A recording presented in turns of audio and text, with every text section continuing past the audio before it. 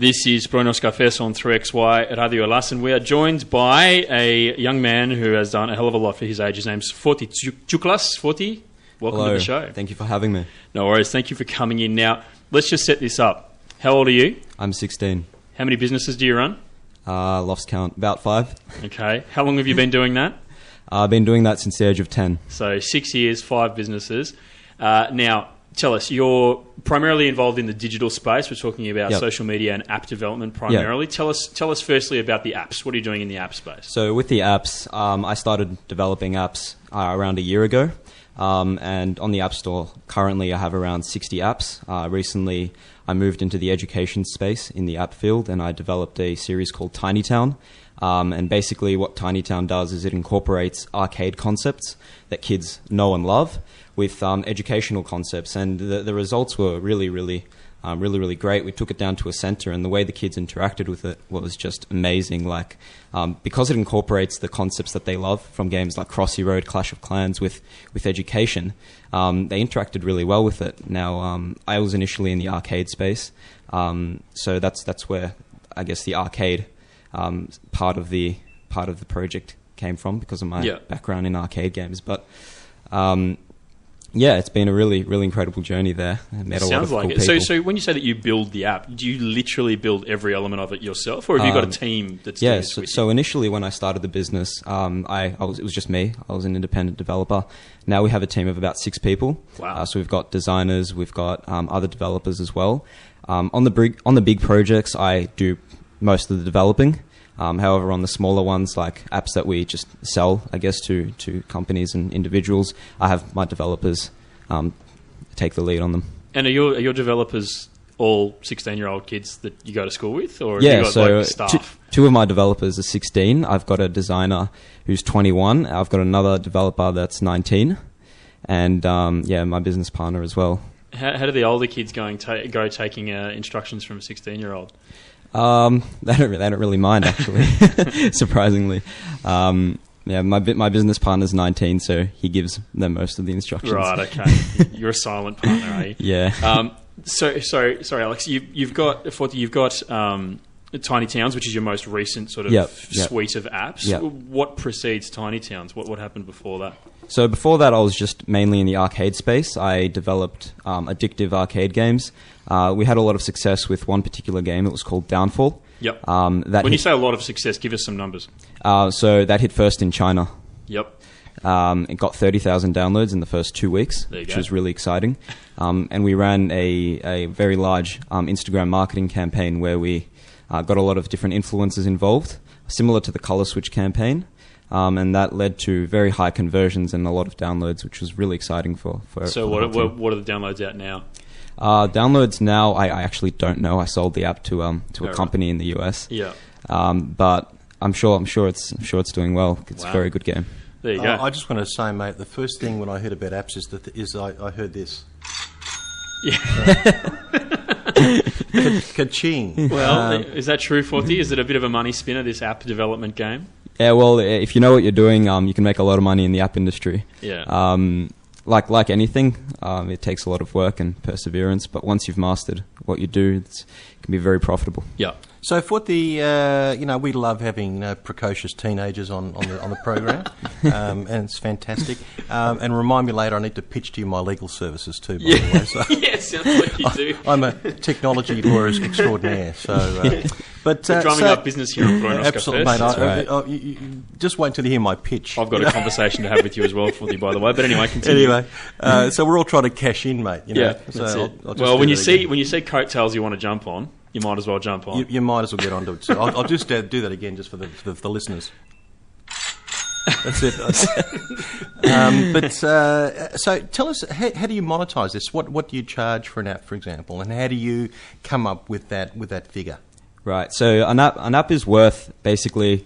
It's not the most of the money is not in the actual app. It's in the users of the app. So if the app has 10,000 users, it's worth a lot more than an app that's got 50 users. Because of user retention, obviously, you monetize it through advertising.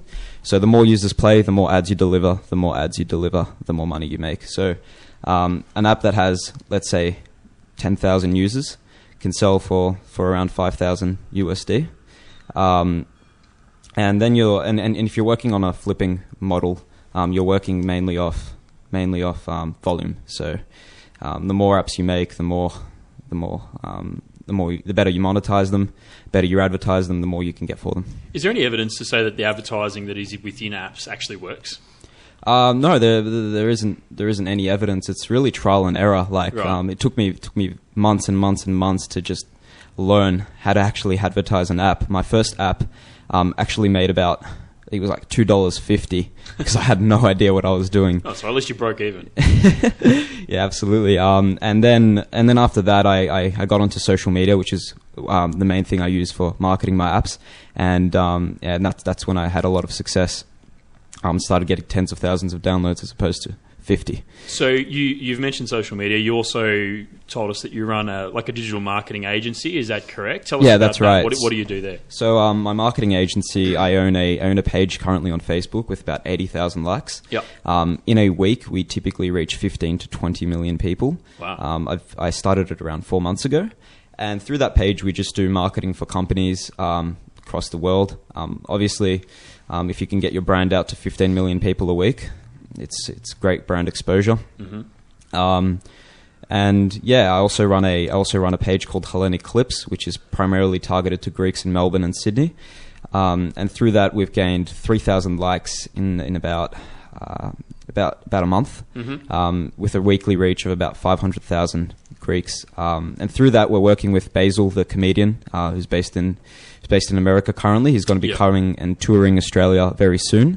So if you'd like to find out more about that, definitely go on Facebook and like Hellenic Clips. We'll be sharing more information about that soon. The man's a good marketer, isn't he, Alex? Oh, I tell you what, I've better sharpen up my pitch. I know. Can I just ask you? So, how do you fund the development effort, and how do you fund it organically through your own sources, or do you get bank funding, or what's the process? I've never taken out a loan, so I started building everything myself. About time you do, mate. I mean, it's just, you've got to get your credit rating up. It's first thing you learn. But how have you funded? Is it the old sort of the 3 Fs? What is it?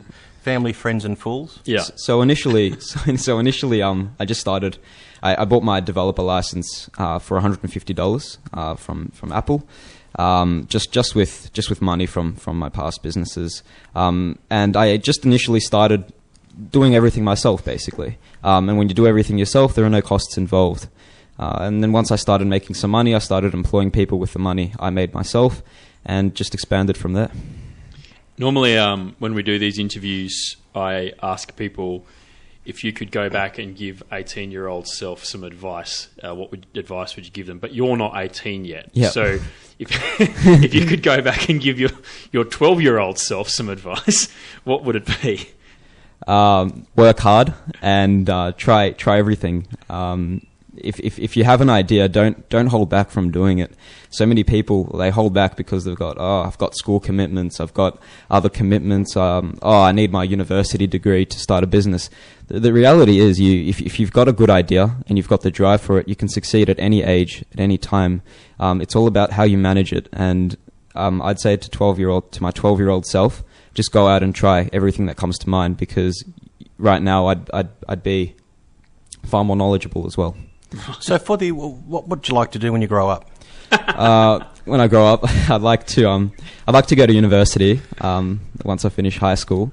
Continue to run my business as I am now, balancing everything, and just continue in the tech world. Hopefully, move into property development or become a film producer. I'm very interested in that stuff as well. It's a very broad spectrum of professions there, but mate, it's admirable. Absolutely. I think I did want to do all those when I was a kid myself, but I ended up becoming a lawyer for my sins. Foti, you're still in school, right? So yeah. How do you find the time to do all this stuff plus your schoolwork? Yeah, a lot of people ask me that question.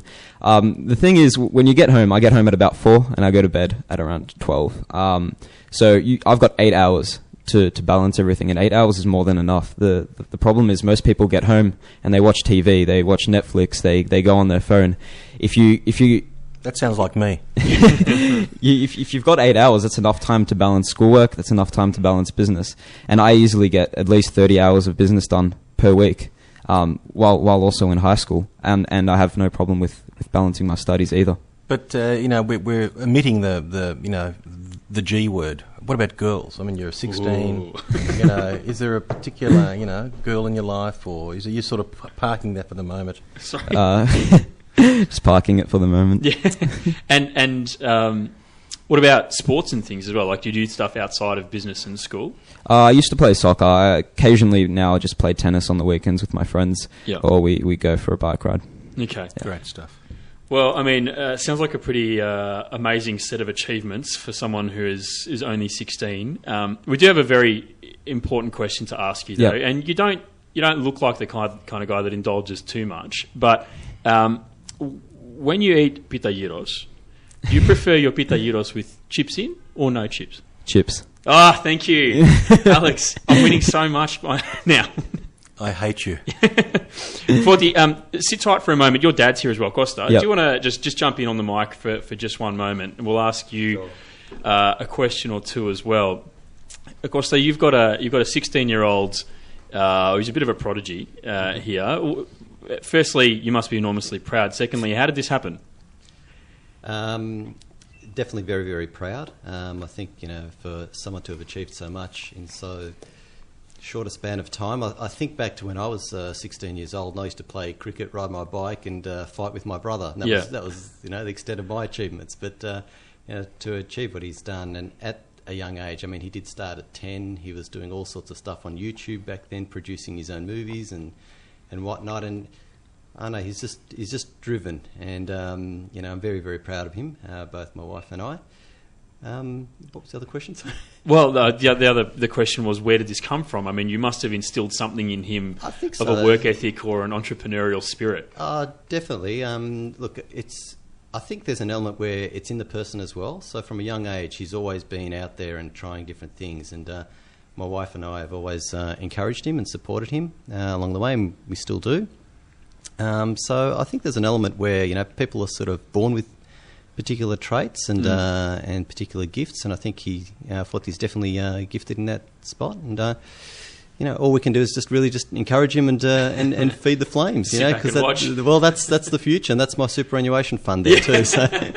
Well, maybe it's a bit like that heart gene from Crete. Maybe there's an entrepreneurial gene in Baldwin or something like that. So maybe you pick it up in could be. I think it could be a Greek thing too. I think Greeks are entrepreneurs by nature as well, and certainly someone like Foti. Some of the things that he does, it's just I think it's just inherent. Yeah. And I mean, he's 16 now. Where do you see him going? I mean, he's got an entire lifetime ahead of him, and he's already achieved so much. Well, he has. And if you asked me that question 12 months ago, I probably would have said something completely different. Right. So even within the space of 12 months, he's just taken off. And God knows, I think the sky's the limit, literally. And all we can do is just sit back and enjoy the ride. Well, indeed. And enjoy the... Maybe. Look, thank you both, Costa and Foti, for joining us this morning. It's going to be very much a watch this space, I think. Keep an eye on this young kid because he is going places. Thanks very much to both of you for joining us. Thank you. It's a pleasure. We've got to take a break, and on the other side of it, we're going to meet Kostas Ilias Philopoulos, who is an actor, and he's playing in One Flew Over the Cuckoo's Nest. This is Pronos Cafés.